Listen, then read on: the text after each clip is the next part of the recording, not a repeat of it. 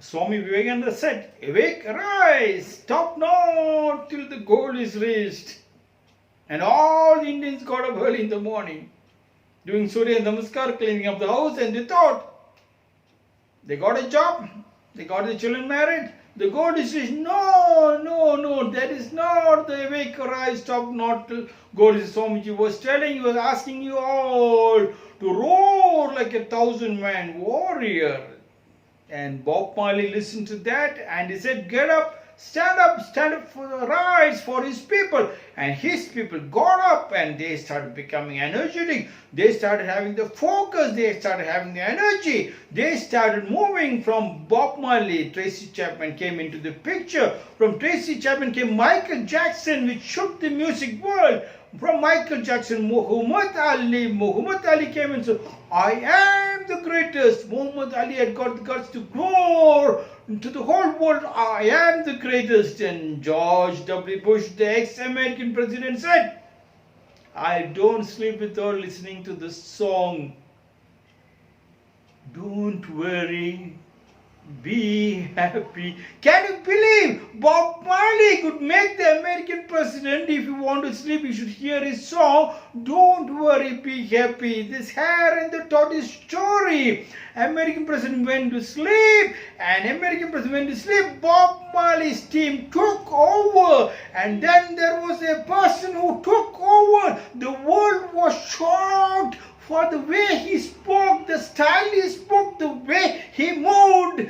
Just a thin and tall person, he moved. His name was Obama. Obama moved. He became the American president. Nobody could believe a black could become the president of America in the White House. It was possible. Nothing is possible if it is possible. It made it possible. If they can make it possible, why are you all sleeping? Why you are sleeping as counsel from the freebies which has been offered to you and you took it? Never take a freebie. No work, no food. I was in Japan and we were all went for a drink, and one of the Japanese boy was not having anything, so I offered him a drink, and he said, no, I am not hungry. And I told him, no, please have it, it's a present from my son. He said, no, if I take it, I have to buy for you back. I said, no, in India there is no custom like that. When friends go together we spend. He said, no, that doesn't happen in Japan. I've already made my target for 1 year. This many friends only I'll go and eat, and if I eat, I'll just make sure that I buy for them. And this year target is not there, so I cannot eat. Today I do not have the money, but I will not take yours. I will not take your freebie because it is not in my target. If I take it, I should return back. What is happening with you? If that Japanese boy can create the powerhouse of Japan, if everyone Indian believes in that philosophy, there is no poverty. Then the slogan of the awake, arise, stop not till the goal is reached. Giving a puja every day, putting garlands into Vivekananda statue and telling, look at Swami Vivekananda, look, no, that is not the thing, that is not the thing. After the Second World War, when the atomic bomb happened in Hiroshima and Nagasaki, Japan was demolished, Japan was finished, Japan became a beggar country. That happened in 1945. 1945 to 1980, around 35 to 36 years down the line, not a single Japanese took leave. 7 days, 365, 24/7 they worked non-stop. They became skeletal muscle. They were called work alcoholics. They must have heard the slogan of Swami Vivekananda, awake, rise, stop not till the goal. They heard. We Indians forgot to hear because something wrong with our ears. And when they reached the bubble economy in 1980, America was forced to threaten Japan to tell, ask your men to stop work, give them holiday on Sunday. Japanese government accepted and said, all men do not come to the factories on Sunday. And they showed in the television Japanese men taking the wife and children Sunday out. It was something like a great fairy tale. Men taking the wife and children out to the park. And then a big noise happened. Everybody, majority of the women complained. Men were not seen. They went to the factory, they didn't come back. What happened to men? There was a search warrant gone. And then the Japanese government, the police and the military moved factories to factories. They saw Saturdays men refused to go back home. They locked them inside. They were doing work. They were doing work. Can you believe? In the COVID-19, you are all asked to shut down inside. And now Japanese men were shut down in the factories.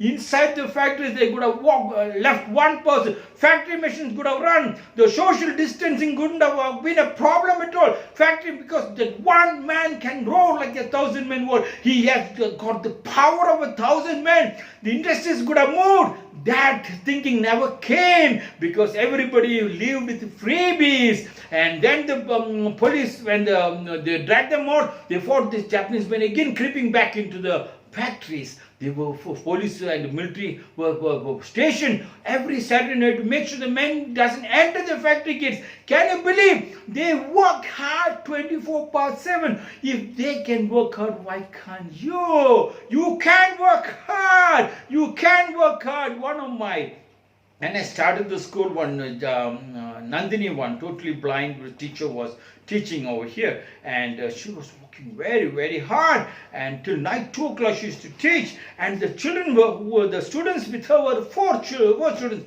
One is Vinita, one is Nagaraj, one is Narasimha, and one is Veena. Veena, when she was in 6th standard, she became totally blind. That is called middle blindness.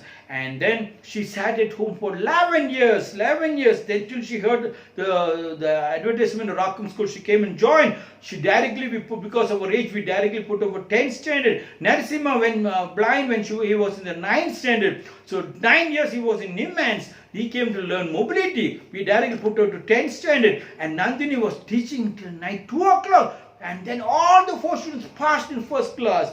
And I promised to give Nandini 1,000 rupees salary. I couldn't give for 10 months any money because I didn't have the money. I was begging even for 10 rupees to get rice to feed my children. So Nandini left the job. I went and begged her, but she couldn't come. By the time she got the central government job, she was in defense in Delhi. She moved to Delhi and she wrote to me from Delhi, Guruji, I should have been with you because it's such a lovely place. Money was not very important. The energy level, the job you gave me, I would like to work very hard. In Delhi, in the defense, they were not giving me any work, thinking I'm blind, I could not do. The sighted was given job. At the end of the month, the sighted was given salary. I was given the same salary. I was given salary without working. First month happened. Second month I went and told, give me the work. If you don't give me the work, I will not take the salary. Second month, they did not give me any work. The thing is, they were buttering me and telling you, so be so nice, be so nice.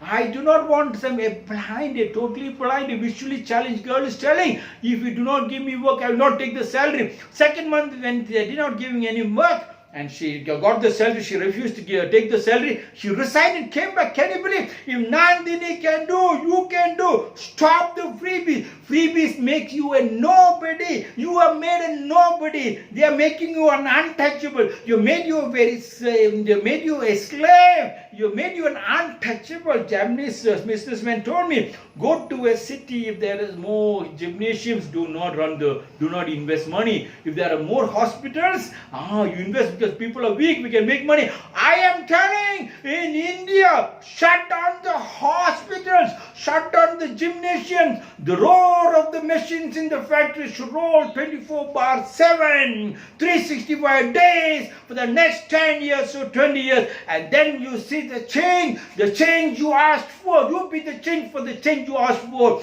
Then Swami Vivekananda, Christ, stop not till the goal is reached. That will really happen. It should happen. It can happen right in your house, in your family tree. When you do it, it could happen. Should have happened right now in the COVID. Never mind, COVID-19 never happened. Next, another kind of pandemic happens. Let the government allow one man. One man has got the power of he can work in the factories. Factories could have rolled up. The economy couldn't have crashed. No economy crashed. You have the power of 1,000 men. That is what Swamiji was telling. He doesn't want pujas. He doesn't want you to put garlands every year talking about him, what he has done it. No, don't talk about him. Keep his books to the side. Become powerful. That day we can call yourself Yes, no work, no food. Do not take money. If you are not work, do not take the salary. If you are not work, that should be the slogan. Again, a small joke. A man takes his seat at the World Cup final. He looks to his left and notices that there is a spare seat between himself and the next guy. The man, who would ever miss the World Cup final? The guy, that was my wife's seat.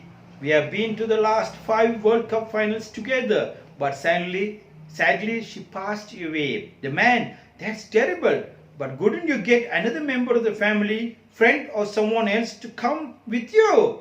The guy, no, they are all at the funeral.